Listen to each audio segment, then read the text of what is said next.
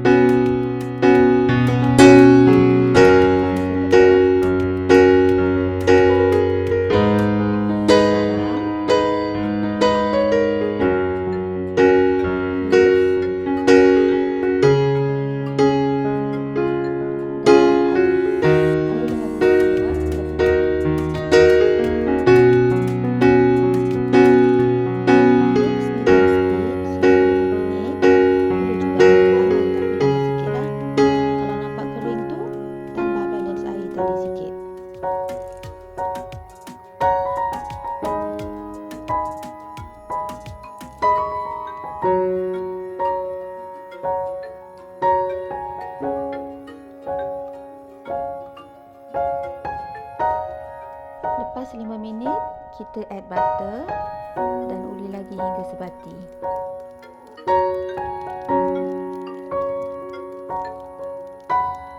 Test dough. Kalau keras boleh tambah air lagi. Kita nakkan dough yang lembut ya, supaya roti kita jadi lembut.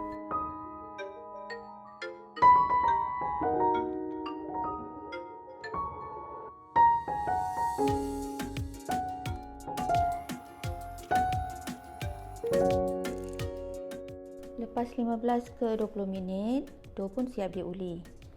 Dough nampak licin dan tak melekat pada bowl. Dough ni pun lembut ya, kalau kita tengok ni. Okey, nak tahu cukup diuli ke tak, kita buat window bake test. Cuba tarik dough hingga nipis. Jika tak koyak dan nampak loose sinar, maksudnya dah cukup dah diuli. Yang uli guna tangan tu, uli sampai tahap ni ya.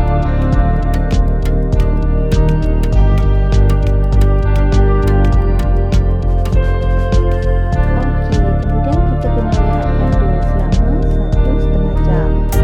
Minyakkan bekas besar dan masukkan dough. Boleh sapu minyak sikit ke dough kita supaya tak kering. Siapkan air panas. Kita nak guna waktu supaya dough kita cepat naik. Masukkan dalam oven dengan tak dihangat atau apa-apa bekas tertutup macam kotak polisterin. Lepas tu masukkan air tadi. Ganti air panas tu bila dia dah sejuk.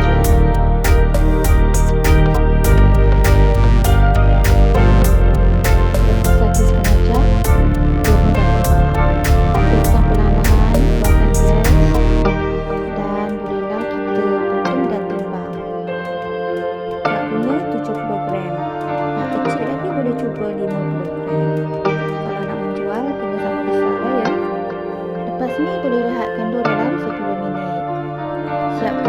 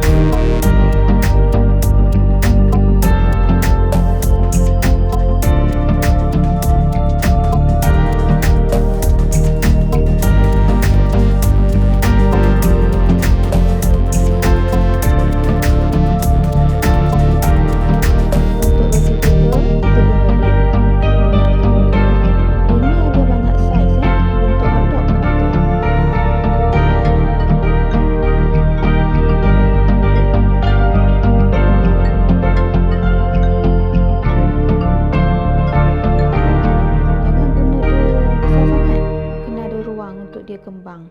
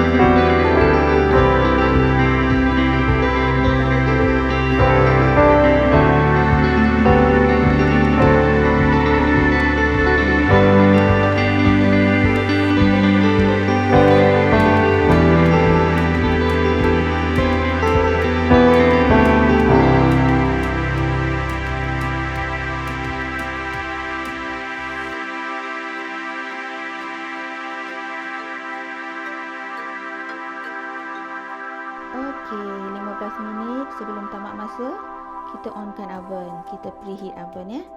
150 Celsius ke 160 Celsius.